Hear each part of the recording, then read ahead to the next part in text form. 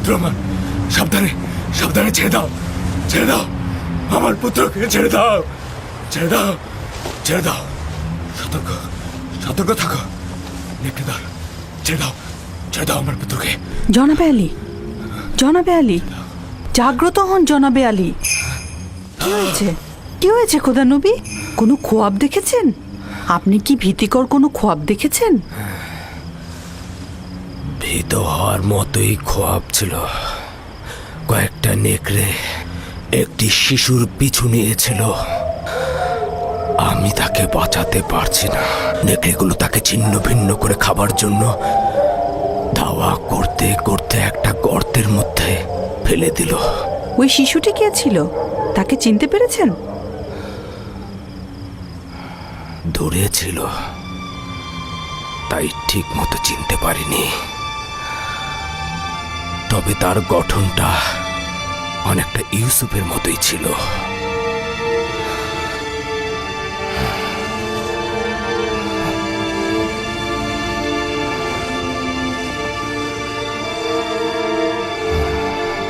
খোদার নবী, এই খোয়াবের ব্যাখ্যা আপনি অবশ্যই জানেন, তা না হলে আপনি এত চিন্তিত হতেন না। বালা মুসিবত ইয়াকুবের খানদানে ওত পেতে আছে।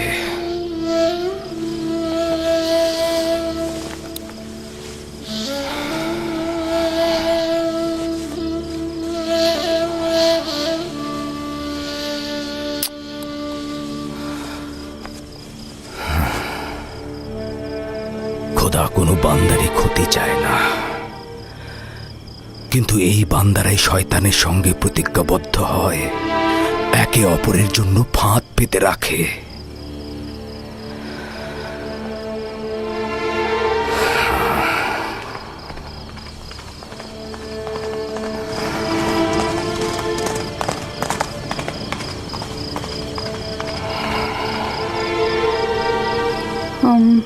জনাবে আলী, খোয়াব দেখলে আসলে শান্ত থাকতে হয়, আপনি একটু বিশ্রাম নিন।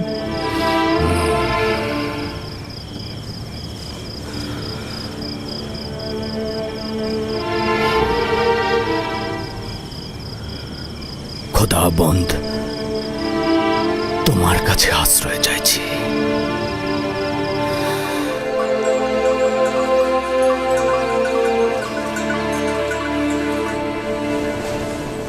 কি আশ্চর্য! যত আশির, তোমরা গত রাতে তোমাদের আব্বাজানের চিৎকার চেঁচামেচি একদম শুনতে পাওনি? না, আমরা তো গত রাতে ঘুমিয়েছি, কিচ্ছু শুনতে পাইনি তো। আমি একবার জেগেছিলাম, কিন্তু কিছু শুনতে পাইনি তো।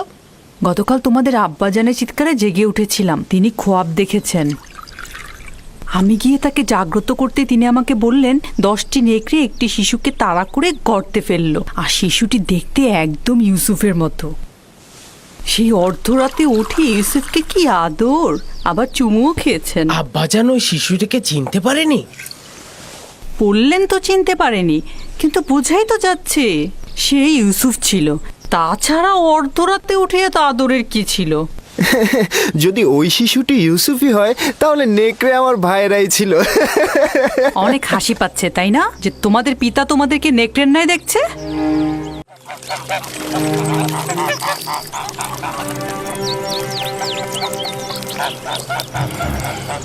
ইয়াকুব বলল সে একটা খোয়াব দেখেছে, 10টি নেকড়ে একটি শিশুকে তাড়া করে গর্তে ফেললো, শিশুটি দেখতে একদম ইউসুফের মতো।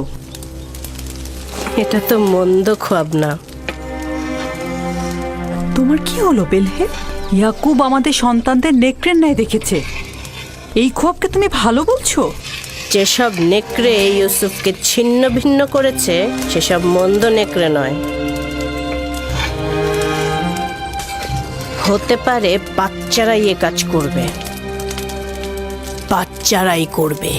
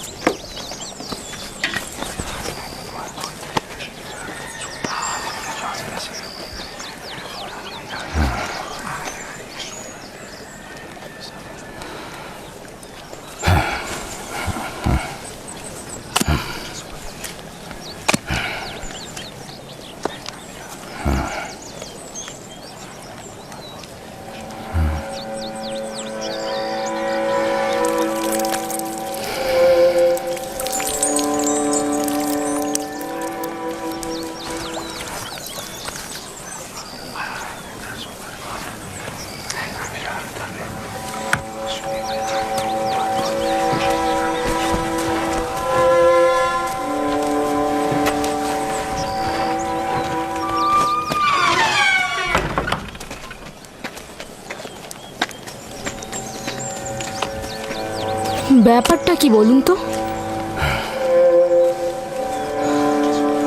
ধারণা করছি জানতে পারবো।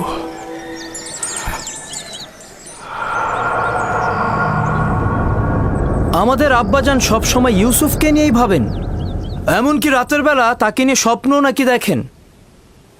যেখানেই যান তাকে সঙ্গে করে নিয়ে যান, আর ঘুমালেও তাকে সঙ্গে করে নিয়ে ঘুমান। বেহুদা কথা বলো কেন ইয়াহুদা? আমরা তো এখনো সঠিক জানি না যে আব্বাজান কি খোয়াব দেখেছে। ইউসুফ তো আর আমাদের মতো না, সেই জন্যই আব্বাজান সবসময় তাকে সাথে রাখে। যেখানেই যাক সাথে নিয়ে যায় আর তার সাথেই ঘুম পাড়ায়। ভাইজান, আমরা ঠিক মতোই জানি আব্বাজান কি খোয়াবে দেখেছেন। আব্বাজান খোয়াবে দেখেছেন আমরা সবাই হচ্ছে এক একটা নেকড়ে, আর সেই নেকড়েগুলো ছিন্ন ভিন্ন করছে ইউসুফকে। সালাম আব্বাজান। সালাম। তোমাদের এটা একদম উচিত হবে না যে কোনো কথাকে নিজেদের মতো করে বানিয়ে নেয়া।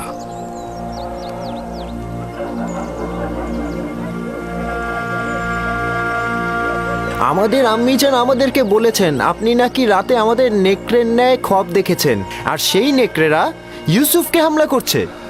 এটা একদম সত্য নয়। আমি গত রাতে একটা খোয়াব দেখেছি, এটা সত্য।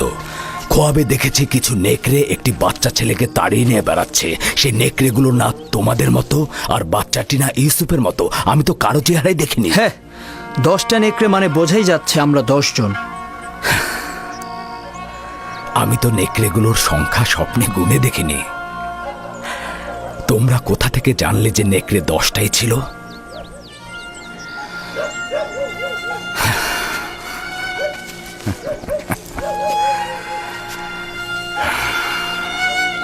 আমি তোমাদের সবাইকেই ভালোবাসি।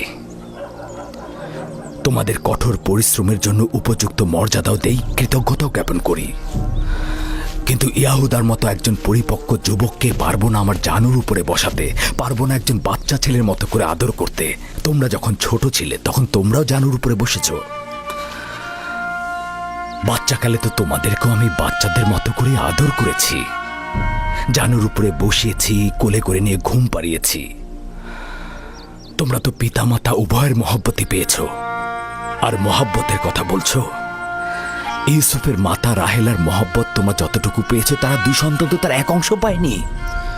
তোমরা পরিপূর্ণ যুবক, কিন্তু আমি ভাবতেও পারছি না একটা বাচ্চা ছেলের সঙ্গে নিজেদের তুলনা করবে। জদ, আশির, তোমরা তোমার মাতাকে গিয়ে জিজ্ঞেস করো গতকাল রাতে আমি তোমাদের কিভাবে আদর করেছি। হ্যাঁ, গত রাতে আমি জেগেছিলাম, দেখলাম আমার মাথায় হাত বুলিয়ে দিচ্ছেন আর আমার গায়ের কাঁথাটা টেনে দিলেন। পূর্বেও তোমাদেরকে অনেকবার বলেছি, তোমাদের কথা ও চিন্তার মধ্যে আমি পরশ্রী কাতরতা লক্ষ্য করছি। আর যদি সত্যি করে বলি, তবে তোমাদের চিন্তা ভাবনার মধ্যে আমি একজন শয়তানের উপস্থিতি লক্ষ্য করছি। আব্বাজান, আমরা তো ইউসুফের সাথে খেলতে ভালোবাসি, আপনি কেন অনুমতি দেন না? আমি তো কখনোই বাধা দেইনি তোমরা ইউসুফের সাথে খেলবে। ইউসুফ তো তোমাদেরই ভাই, আর তোমরা ইউসুফের সাথে খেললে তো ইউসুফ অনেক খুশি হয়। তাহলে আমরা এখন ইউসুফের সাথে খেলা করতে পারবো? কেন নয়, এখনই যাও।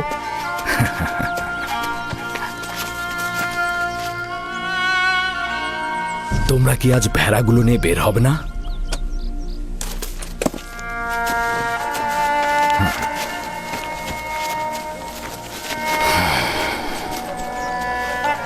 আমাদের ক্ষমা করবেন আব্বাজান।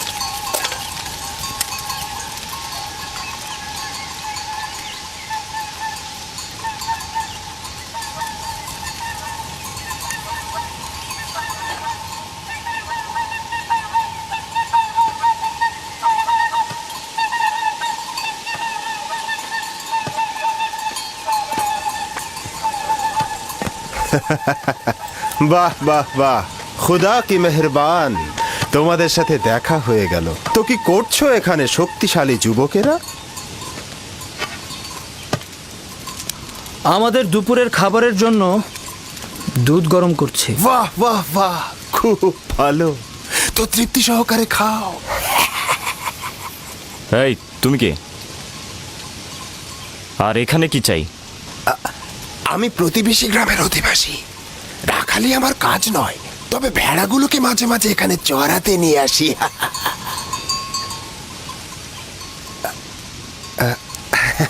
তোমাদের আবার কি হলো? মনে হচ্ছে আমার উপস্থিতিতে তোমরা খুশি নও। হ্যাঁ, সেটাই তো স্বাভাবিক।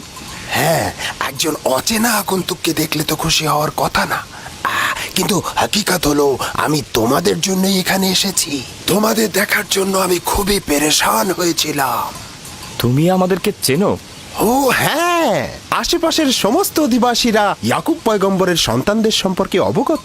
তাহলে তুমি আমাদের দেখে আশ্চর্য হলে কেন? কারণ গত রাতে তোমাদের স্বপ্নে দেখেছি। আমার কথা বিশ্বাস করছো তো নাকি? গত রাতে তোমাদের স্বপ্নে দেখেছি আর আজ দেখলাম সরাসরি। আশ্চর্য হব না? হ্যাঁ, বাহ, এটা তো খুব ভালো। আমাদের তারিফ করছো দেখি। আসলে সত্যি বলতে কি, স্বপ্নটা খুব অদ্ভুত আর আশ্চর্যজনক ছিল।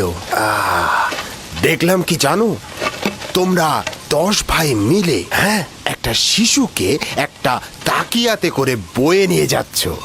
দেখে মনে হলো সে তোমাদের মালিক আর তোমরা তার গোলাম। আবার দেখলাম ওই শিশুটি একটি টানা গাড়িতে চেপে বসেছে আর তোমরা 10 ভাই মিলে 10টা নেকড়ের মতো ওই শিশুকে বয়ে নিয়ে চলেছ। আরও দেখলাম যেটা, ওই শিশু এক সিংহাসনে বসে আছে আর তোমরা 10 ভাই তার গোলামি করছো, তার রাখালি করছো, তার হয়ে কৃষি কাজ করছো।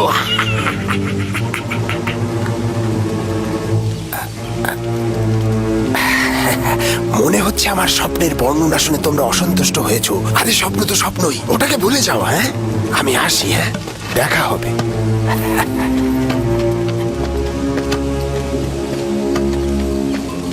লোকটি কিন্তু রহস্যময়।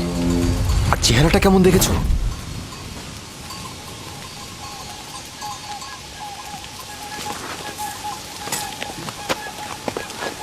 কিন্তু লোকটি কোথায় গেল? এত দ্রুত তো এখান থেকে যাওয়ার কথা না। তার মানে কি গায়েব হয়ে গেল? কি করে বলবো? সম্ভবত মাটির নিচে সুড়ঙ্গ পথে গেছে। জানি না সে কে ছিল, কিন্তু তার স্বপ্ন আমাকে চিন্তিত করে তুলেছে। তার স্বপ্নগুলো একদম ইয়াকুবের স্বপ্নের মতো।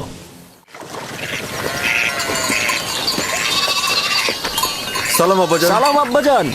সালাম চাচা।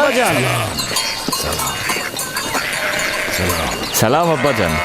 সালাম আব্বাজান।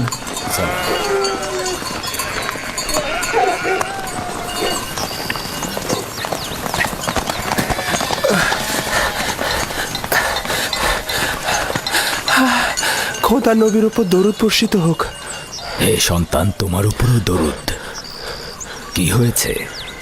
শুনলাম ঝগড়া করেছ। জি, আপনার সন্তানদের সাথে। কেন? ওনারা আমাদের কৃষি জমি নষ্ট করেছে, ভেড়াগুলোকে ক্ষেতের মধ্যে চালিয়ে দিয়েছে। আমি ওদেরকে নিষেধ করেছিলাম, কিন্তু ওরা আমাকে লাথি মেরেছে।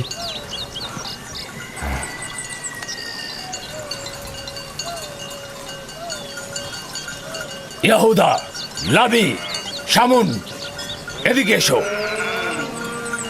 এদিকে এসো।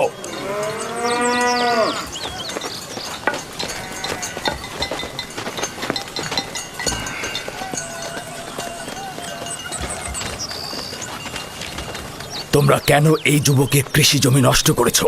ভেড়াগুলোকে তো আর বাধা দেওয়া যায় না আব্বাজান। আর এমন কি হয়েছে? তোমরা ওকে লাথি মেরেছো কেন?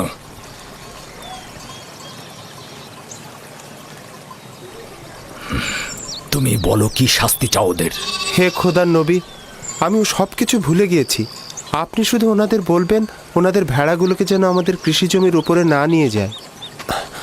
ওনারা বলেন ওনারা ক্যানানের মালিক, ওনারা যা খুশি তাই করবেন, যেখানে ইচ্ছা সেখানেই নাকি ভেড়া চড়াবেন।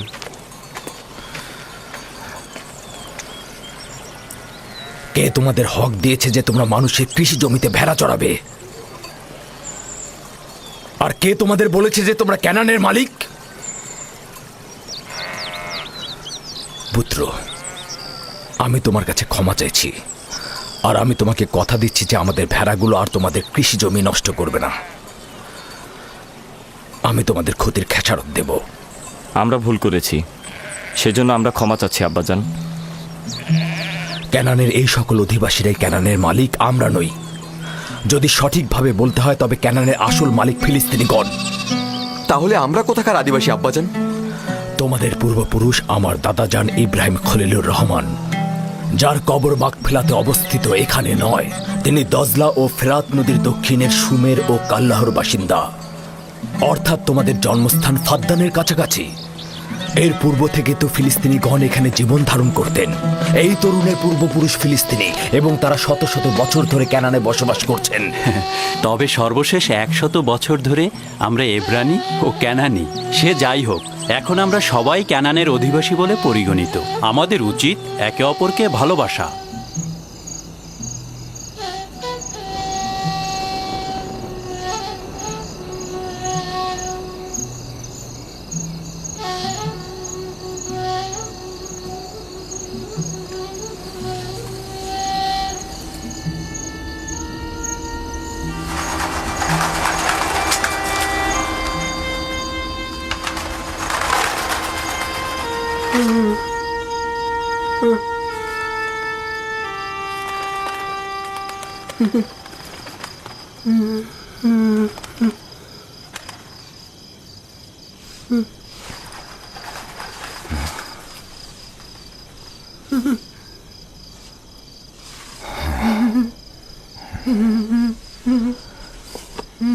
ইউসুফ, ইউসুফ পুত্র আমার, জাগ্রত হও। ইউসুফ, ইউসুফ, ইউসুফ। সালাম আব্বাজান। সালাম প্রিয় আব্বাজান। মনে হচ্ছিল খোয়াব দেখছিলে। জি, খুবই আজব স্বপ্ন। ওই ধরনের স্বপ্ন যেটা বলতে নিষেধ করেছিলেন। আব্বাজানকেও কি নিষেধ করেছি?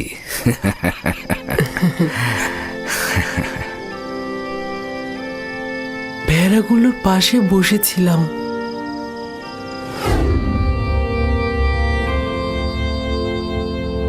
إذ قال يوسف لأبيه يا أبت إني رأيت 11 كوكبا والشمس والقمر رأيتهم لي ساجدين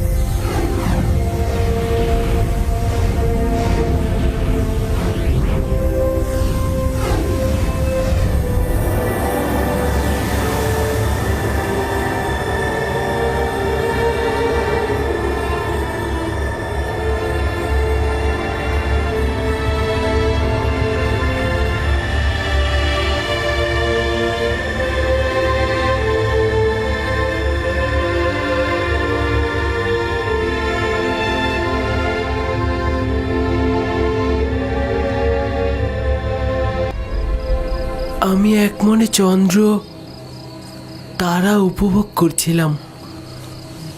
এমন সময় আপনি ডাক দিলেন।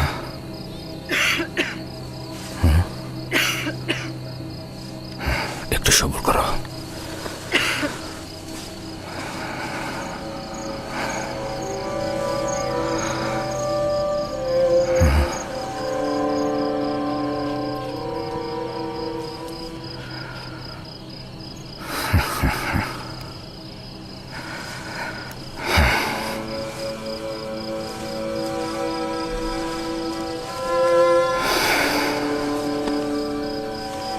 তুমি খুবই নেক খোয়াব দেখেছ পুত্র আমার। এই রকম খোয়াব কাউকে বলা উচিত নয়, বিশেষত তোমার ভাইদের। নির্বোধগণ যৌবনে দাম্ভিকতায় প্রতিহিংসা পরায়ণ হয়ে উঠবে। তোমার বোন ও মাতাদেরকেও বলবে না, তারা সবার কাছে প্রচার করে বেড়াবে। সূর্যও তোমার মোকাবেলায় নত হবে এবং তোমার পায়ে পড়ে সেজদা দেবে। চন্দ্র ও 11টি তারকাও তোমাকে সেজদা দেবে। একদা তুমি মহান ব্যক্তি হবে। তুমি যেমন উঁচু পদে অধিষ্ঠিত হবে, তেমনি আধ্যাত্মিকতায় সমুন্নত হবে। ওই দিন পিতা মাতা এবং তোমার সকল ভাই তোমার মোকাবেলায় সেজদায় নত হবে। ওই দিন পর্যন্ত দৃঢ়তার সঙ্গে নিজেকে সামলে রাখবে, বিশেষত তোমার ভাইদের কাছ থেকে, কারণ ওরা তোমাকে হিংসে করে এবং তোমার বিরুদ্ধে ষড়যন্ত্রে লিপ্ত হতে পারে। নিজেকে সবসময় সামলিয়ে রাখবে। সম্ভবত তোমার ভাইরা তোমার বিরুদ্ধে ষড়যন্ত্র করছে, হিংসায় জ্বলছে। ষড়যন্ত্র? তাও আমার ভাইরা করবে? ওরা তো আল্লাহর সন্তান, তাই না? শয়তানের নজর থেকে গাফিল হয়ে না আমার পুত্র।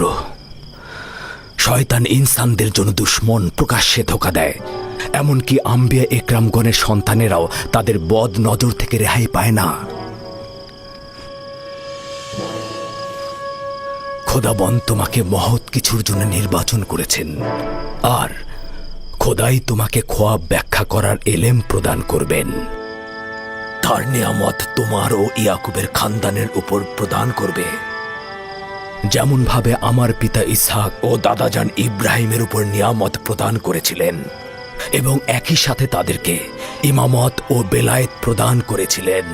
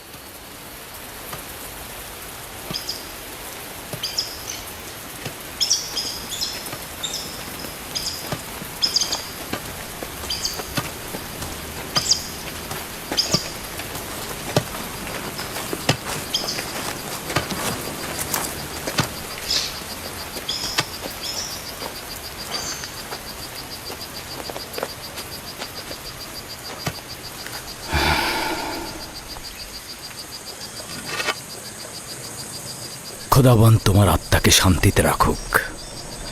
তোমার দুই সন্তানকে নিয়ে এলাম, দেখলে তো তারা দুইজনই সুস্থ রয়েছে। আম্মাজান, ফুপুমাও আমাদের ত্যাগ করেছেন। ওই দিন থেকে তোমার বিচ্ছেদ আরো বেশি অনুভব করছি। বেনিয়ামিন ও ইউসুফের কাছে তোমার শূন্যতা কেউ পূরণ করতে পারবে না। তবে আমিও লিয়ার চেষ্টা করছি এই দুই সন্তানকে জননীহীন ব্যথা একটু কম অনুভব করাতে। আব্বাজান, আমার খোয়াবের কথা আম্মাজানকে বলবেন? তোমার জন্য একটা সওগাত আছে রাহেল। আমাদের সন্তান ভবিষ্যতে নবুয়াতের মাকামে পৌঁছাবে, এটা সে গত রাতে খোয়াবে দেখেছে। আম্মাজান, লিয়া খালামণি আর আব্বাজান আমাদের অনেক ভালোবাসেন। তুমি আমাদের নিয়ে চিন্তা করো না। শান্তিতে ঘুমাও রাহেল, শান্তিতে ঘুমাও। জননী বিরহে তোমার সন্তানেরা যন্ত্রণা ভোগ করবে না।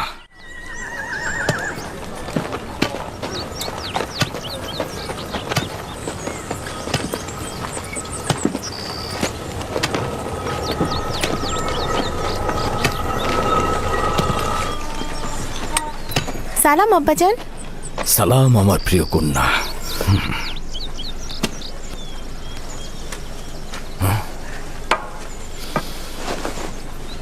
আমি তোমার জন্য গম নিয়ে আসছি।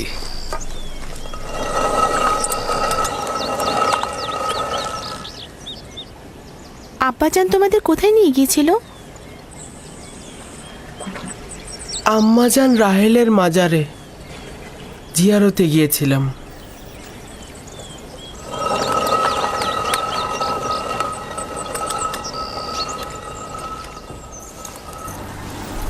আমার সাথে কি কাজ বলো তো? গতকাল ইয়াকুব নিজের উত্তরাধিকারী নির্দিষ্ট করেছে। সম্ভবত আপনিও জানতে আগ্রহী হবেন। বলো। নিশ্চিত থাকুন, আমার আর আপনার সন্তান নয়, ইউসুফ রাহেলের সন্তান। ভনিতা রেখে তোমার আসল কথাটা বলো শুনি। যখন আমি জাগ্রত হলাম তখন ইউসুফকে বলছিল, এই খ্বাবের কথা তোমার ভাইদেরকে বলবে না। তুমি খোদার প্রতিনিধি এবং ইসাক ও ইব্রাহিমের উত্তরাধিকারী। আরও বলেছে, তুমি নেতৃত্বে ও শ্রেষ্ঠত্বে তোমার ভাইদের উপরে যাবে এবং তারা সেজদা করবে তোমাকে। নিজে ইউসুফের সামনে জানু পেতে বসলো আর তাকে আদর করে চুমু দিয়ে ঘুম পাড়িয়ে দিল। এবার বলুন কি বলবেন?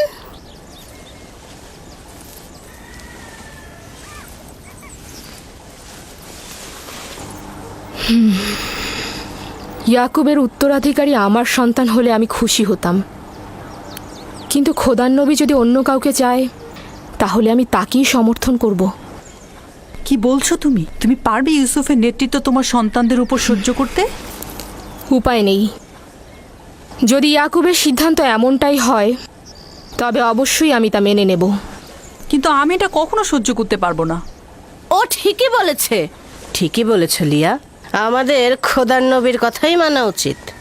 আমরা অবশ্যই রাসূলে খোদার ফরমান মেনে চলব। আশা করছি ইউসুফের অন্যান্য ভাইয়েরাও এটা মেনে নেবে।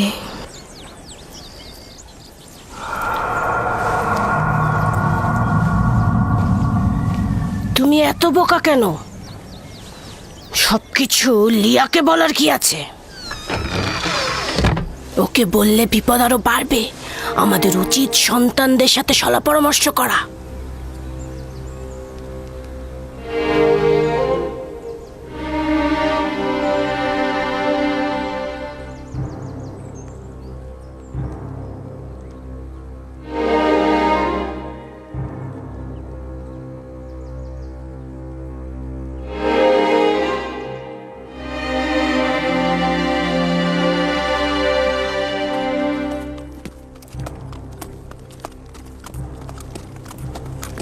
ওই শিশু এক সিংহাসনে বসে আছে আর তোমরা 10 ভাই তার গোলামি করছো। আমাদের আব্বাজান সবসময় ইউসুফকে তার হয়ে নিয়ে ভাবে। কৃষি কাজ করছো।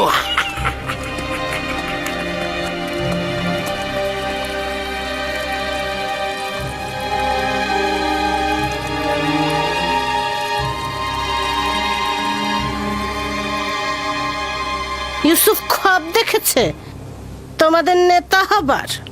কিছু বুঝলে? এটা আর এমন কি?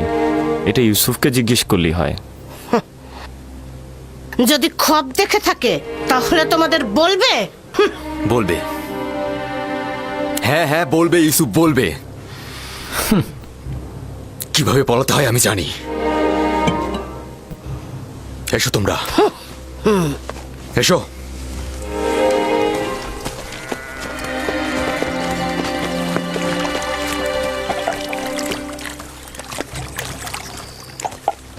ইয়াহুদা, সবুর করো।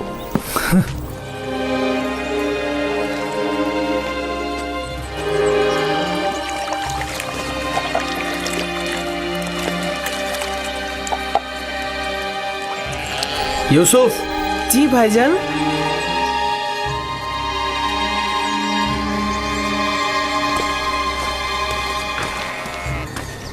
ইউসুফ আমার ভাই, তুমি কি জানো আমরা সবাই তোমাকে কত ভালোবাসি? আমিও আপনাদের অনেক ভালোবাসি। আচ্ছা ভাইজান, আমি আপনাদের মতো কবে বড় হব? তুমি তো বড় হয়েছই। তুমি তো পরওয়ারদিগারের কাছ থেকে উঁচু মাকাম ও শ্রেষ্ঠত্বের খবর পেয়েছো। কোন মাকামের কথা বলছেন আপনারা? ওই যে ওইটা, যেটা কালকে রাতে তুমি খব দেখেছো। খবটা কি মনে আছে? ওইটা যেটা দেখেছো।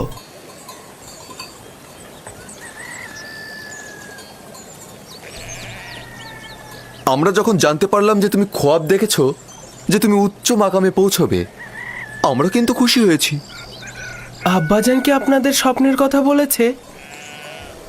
আমি আব্বাজানকে ছাড়া কাউকে বলিনি। না, আব্বাজান বলেনি, আমি নিজেই শুনেছিলাম। অর্ধরাতে উঠানে এসেছিলাম, তখনই শুনেছি আব্বাজান তোমাকে বলছে যে তুমি কাউকে বলো না যে তুমি ভবিষ্যতে উঁচু মাকামে পৌঁছাবে। তোমার খবরটা আমাদের শোনাবে? আসলে আব্বাজান তো কাউকে বলতে নিষেধ করেছে, আর সেটা তো আপনারা শুনেছেনই। তাতে কি হয়েছে? তোমার ভাইরা তো তোমার আনন্দে শরিক হতে চাচ্ছে। আমি জানি আপনারা আমাকে অনেক ভালোবাসেন, খোয়াবের কথা বললেও কোনো সমস্যা নেই। কিন্তু আব্বাজানের ফরমান আমি অমান্য করতে পারবো না। আমি দুঃখিত। আমি আব্বাজানকে অবশ্যই বলবো তোমরা ইউসুফকে মারার চেষ্টা করেছো। থামো আমার বোন দিনহে, ইউসুফকে মারার আমাদের কোনো ইচ্ছে নেই। আমরা তো আসলে ইউসুফকে অনেক বেশি ভালোবাসি।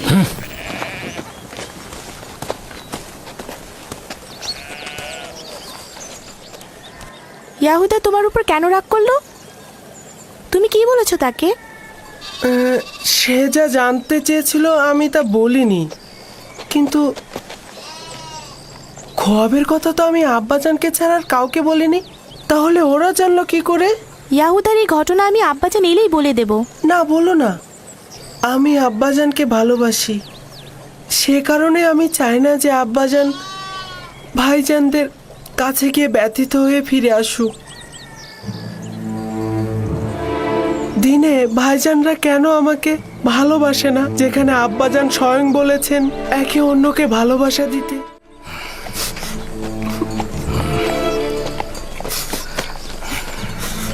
এদিকে এসো, দেখো আমি গম এনেছি। সালাম আব্বাজান। সালাম। সালাম সালাম।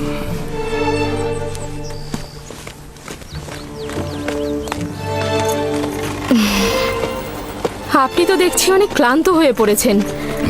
বেলহে জাতাকল প্রস্তুত করো, গম ভাঙাতে হবে, রুটি তৈরি করতে হবে। তো এই বছরের প্রথম ধাপের গম খড় ও দানা কষ্ট করে আলাদা করা হয়েছে। এসো পুত্র আমার।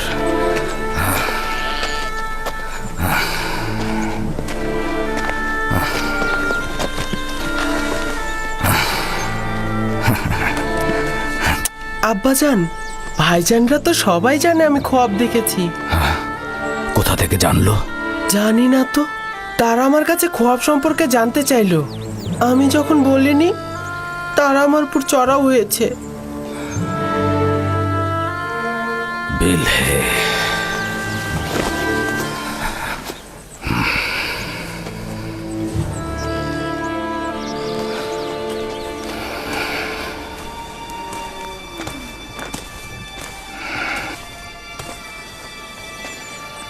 বেলহে, জি আল্লাহর নবী। এখন পর্যন্ত তুমি যা কিছু করেছো আমি শুধু মুখ বুজে সহ্য করেছি। আমি নীরবে থেকেছি যাতে তুমি নিজেকে গুটিয়ে নাও, কিন্তু তুমি পণ করেছো যে ভাই ভাইয়ের মধ্যে অশান্তি সৃষ্টি না করে তুমি শান্ত হবে না। দেখুন খোদার নবী, আমি এগুলোর কিছুই জানি না। আমি মিথ্যে বলছি না। আমি গত রাতে তোমার ঘরের পাশে অবস্থান করছিলাম, যেখানে ইউসুফ ঘুমিয়েছিল। স্বপ্নের ব্যাখ্যা নিয়ে সেখানে কথা হয়েছিল। এটা আমি ও ইউসুফ ছাড়া তো অন্য কারো একেবারে জানার কথা নয়। এবার তুমি আমাকে বলো, তুমি ছাড়া তো এই খোয়াবের ব্যাখ্যা আর কারো শোনার কথা নয়। আমি কসম খাচ্ছি, আমি আসলে মিথ্যে বলছো তুমি, মিথ্যে বলছো। গত রাতে যখন তোমার ঘরে শব্দ হয়েছিল তখন আমি তোমার ঘরে প্রবেশ করেছিলাম। তোমার সন্তানেরা ঘুমিয়েছিল কিন্তু তুমি জেগেছিলে। আমি কখনো শোনা কথা কান দেইনি, কিন্তু তারাই সঠিক ছিল। তুমি জুলফাকে সবসময় কূটবুদ্ধি দিয়ে প্ররোচিত করো। তুমি ইয়াহুদা আর তার ভাইদের ইউসুফের বিরুদ্ধে লেলিয়ে দিয়েছো। তুমি তোমার নিজের ছেলেকেও ইউসুফ বিদ্বেষী করে গড়ে তুলেছো, কিন্তু আমি তাতেও চুপ থেকেছি। যদি একবার এই ভুলের পুনরাবৃত্তি করো, তাহলে আমি আমার নিজের ছেলেদের রেখে তোমাকে তোমার নিজ এলাকা ফাঁদদানে ফেরত পাঠিয়ে দেব। বুঝতে পেরেছো? না না না না, খোদার নবীর কাছে আমি অঙ্গীকার করছি এই ভুল আমি দ্বিতীয়বার আর করব না। আপনার কাছে আমি ক্ষমা চাচ্ছি। আমি আপনার কানিজ, আপনি ছাড়া দুনিয়ায় আমার কেউ নেই। আমাকে ক্ষমা করে দিন। এমন ভুল আমি আর কখনোই করব না। আমাকে ফাঁদদানে পাঠাবেন না, আমাকে এখানেই দাফন করবেন।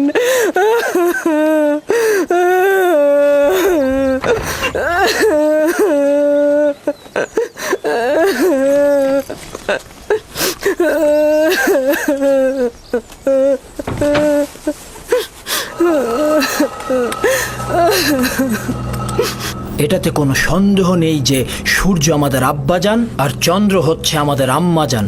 হ্যাঁ, আর বাকি 11 জন তো এই নগণ্য মাতাহীন শিশুটিকে এতটা ঊর্ধ্বে দিয়েছে যে এই স্বপ্নদ্রষ্টা নিজেকে মাবুদ আর আমাদের সেজদাকারী মনে করছে। শুধু আমরা নয়, আব্বাজান আম্মাজানকেও সেই সেজদাকারীর অবস্থায় রেখেছে। আজ এখান থেকে কেউ বের হবে না যতক্ষণ না পর্যন্ত ইউসুফ এবং আমাদের ভাগ্য নির্ধারণ হচ্ছে। আমি আমার সকল সন্তানকে অনেক বেশি ভালোবাসি, কিন্তু ইউসুফের প্রতি বিশেষ আগ্রহ খোদাবন্দের ইউসুফের প্রতি বিশেষ অনুগ্রহের কারণে। আশা করি আমার সকল সন্তানেরা এটা বুঝতে পারবে। ইউসুফকে তারা বেশি ভালোবাসবে আর ইউসুফের প্রতি সকল দুশ্মনী তারা ছেড়ে দেবে। সে কি এরকমই চিন্তা ভাবনা করে যে আমাদের উপর এবং আমাদের পিতামাতার উপর তার শ্রেষ্ঠত্ব রয়েছে এবং সে আমাদের উপর নেতৃত্ব করবে? হ্যাঁ, ইউসুফের কল্পনা এত বাড়াবাড়ি হচ্ছে, তার কারণ হচ্ছে আব্বাজানের মহব্বত। আব্বাজান তাকে মার থেকেও বেশি মহব্বত করছে। আমি জানি না আব্বাজান তাকে কেন এত বেশি ভালোবাসে। আব্বাজানকে কি ইউসুফ আমাদের চাইতে বেশি ভালোবাসে? এই খানদানের সকল কার্যক্রম আমাদের হাতে। ফসল ফলানো, ফসল চাষ সব আমাদের হাতে। ভেড়াগুলোকে চরণভূমিতে নিয়ে যেতে হবে, নেকড়ের হাত থেকে রক্ষা করা, খাদ্য সামগ্রী, কৃষিকাজ, জল সরবরাহ, ভেড়া পালন সব আমাদের হাতে। আব্বাজান আম্মাজানের সকল মহব্বত তার প্রতি, এমনকি ফুপুমাও তাকে নিয়ে মহব্বতে মেতে উঠেছে।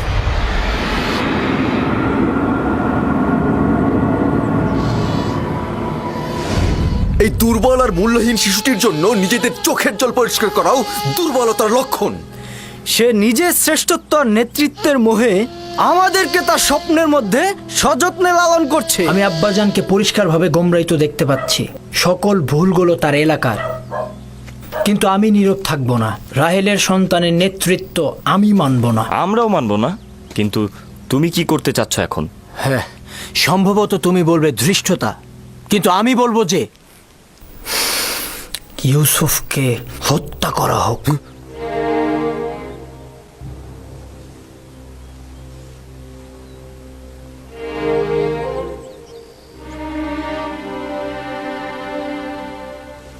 এই কথা খুবই বিপজ্জনক। এ কথা আর কখনো মুখে আনবে না তুমি। কেন আমি মুখে আনবো না লাবি? এরকম বৈষম্যমূলক আচরণের জন্য আমাদের আব্বাজানকে শাস্তি দেওয়া হবে, আর রাহেলের সন্তানের নেতৃত্বের আকাঙ্ক্ষাকে কবর দিয়ে দেব। যদিও আমি তোমার মতো এতটা দৃষ্ট নই, কিন্তু আমি তোমার এই সিদ্ধান্তের সাথে একমত। হ্যাঁ ঠিক, আমিও তোমাদের সাথে একমত। যখন ইউসুফ জন্মগ্রহণ করলো তখন সকলের দৃষ্টি তার দিকে চলে গেল, আর এখন সব মহব্বত তার দিকে। আমার ধৈর্য শেষ। আমি আর কতক্ষণ ধৈর্য ধরবো? আব্বা আম্মার সামনে তো তাকে কিছু বলাই যায় না। এসব কি বলছো তোমরা? ভাইকে হত্যা ও আব্বাজানের ওপর নফরমানি, এটা বড় ধরনের গুনাহ। নির্ঘাত জাহান্নামের শাস্তি পাবে তোমরা। উফ, ওইটার কথা আমি ভেবে রেখেছি।